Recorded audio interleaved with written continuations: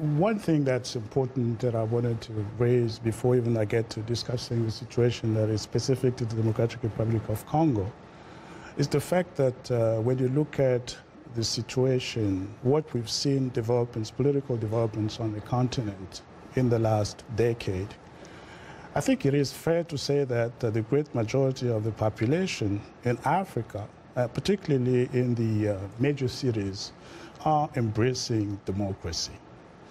We've got the duty, the obligation as leaders, as the elite, to make sure that we focus on building the institutions, democratic institutions that are cropping up across the continent. But institutions are run by human beings. But that's exactly what I'll get to that.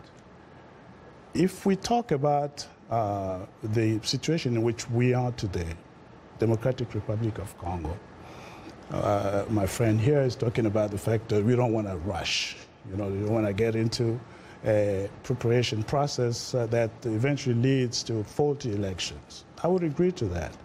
But what has happened in the case of the Democratic Republic of Congo is simply that if you go back to right after the elections, 2011, starting in 2013, I would say, all the way to 2016, the country has spent time discussing amending the constitution so that President Kabila could have an opportunity to stand for the third time. But that failed. It was, that's what I'm saying. Time wasted that we should have been investing in preparing for those elections.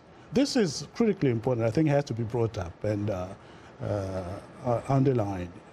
Now, the question is, we were supposed to have had those elections before the end of 2016. We haven't. Then there was an agreement with the opposition, between the opposition and the majorité présidentielle, as you know, at the end of 2016, for the election to be held in 2017 latest. That's not going to happen. It's not going to happen either.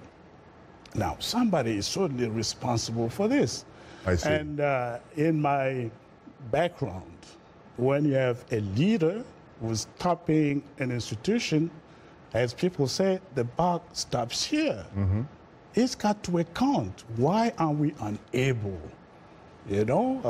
6 years now, after his election, the country is unable to accomplish what's the most important democratic task of any administration. But I'm sure that if you ask President Joseph Kabila about that, he will probably refer you to the DRC Electoral Commission.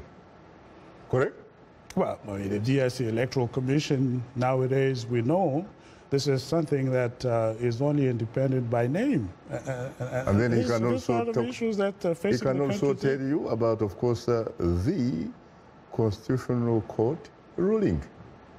So are you suggesting here that perhaps the judiciary system in your country and the legislature are subordinate to the executive led by President Kabila? No, but I think this is very clear. That's something that everybody agrees with because